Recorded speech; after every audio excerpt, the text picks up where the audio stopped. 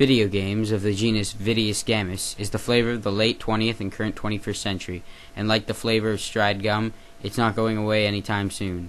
No one in this day can escape the effect of video games, not even in the Antarctic, where penguins are notoriously known Quake 2 players. Almost every kid has played a video game before in their life, even in Korea, where 90% of the landmass is a StarCraft LAN party. Whether it be a kiddie game like Kirby, or the organized noise-making game Guitar Hero, fast-paced shooters like Counter-Strike or Halo, or bank account draining games like World of Warcraft, or serious games where boys become men like Pokemon Stadium, everyone has played one. So how does it affect us? How did it affect us growing up, not only mentally but physically? Video games and its effect on today's youth is a fairly controversial topic. There are trolls like Jack Thompson who thinks anyone who's conceived to create a violent video game should be incarcerated for life. This documentary is not meant to tell you that video games are all good or that they're evil things from Satan's domain.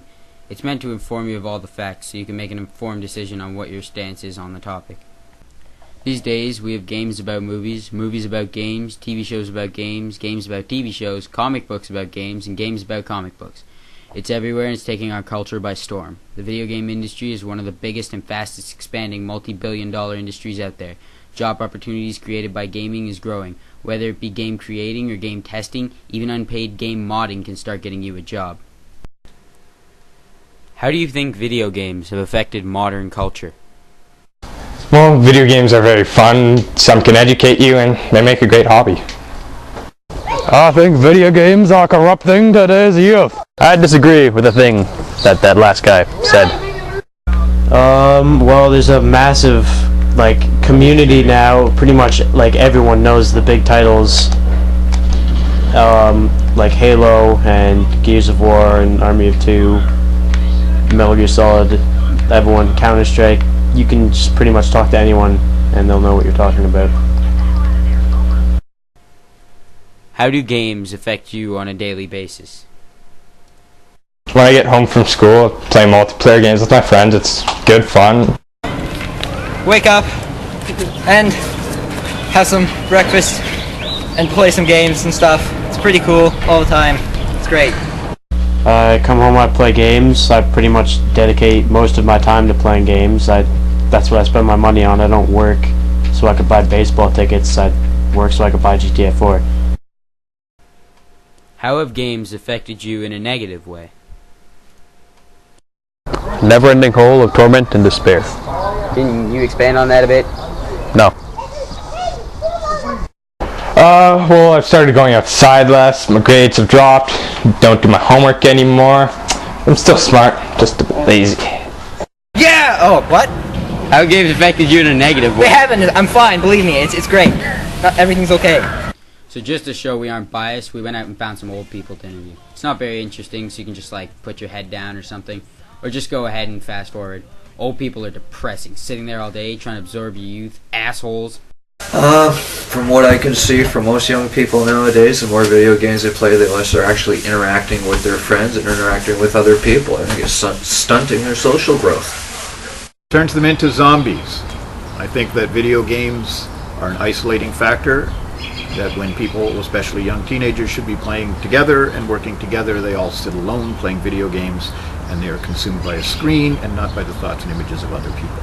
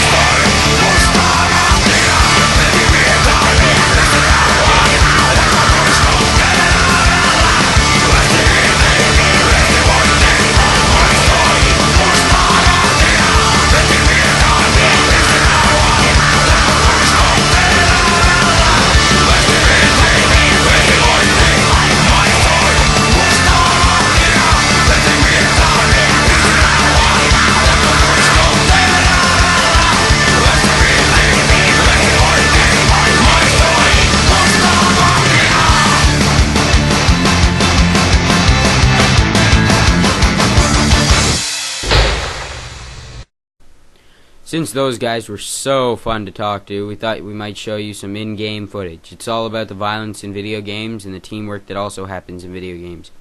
And by teamwork, we mean people who are loosely aware that there are other people helping them. I guess this wasn't a very good example, so we'll show you something a little more mind-blowing. The realm of video game science. Shock absorbing systems calibrated. Everything's all good on your end? Aye, sir. All systems go. Commencing experiment 231.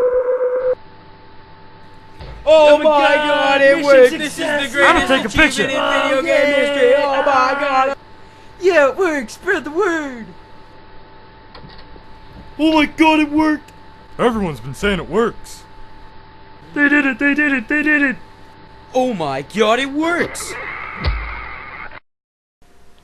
What direction would you like video games to take? I want to see some more innovative creation of games, like the Wii, for example, came out with the motion sensing, which was pretty good, but what the problem was that it sacrificed all of its processing power and graphics. Also, you're dead. I want to see like conventional, good graphic games with good AI, but an innovative new way to play. I think virtual reality would be pretty cool. That'd be really awesome. And definitely better graphics. But I think that we're gonna come up to that at some point anyway. Well, I think... Why or why don't you think youth violence and violent video games are related? Someone's gonna go shoot up a school to begin with, and they're fucked up from the beginning. Like, video games don't have that much of an effect. Who got shot? No, it's fun. No!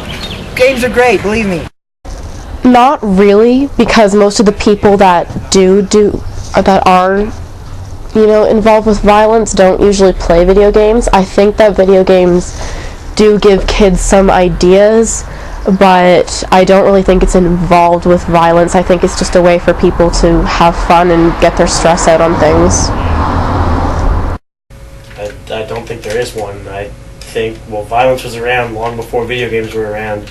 There were wars and violent crimes and people being beaten up before, like, GTA 3 was invented and Jack Thompson went crazy on everybody.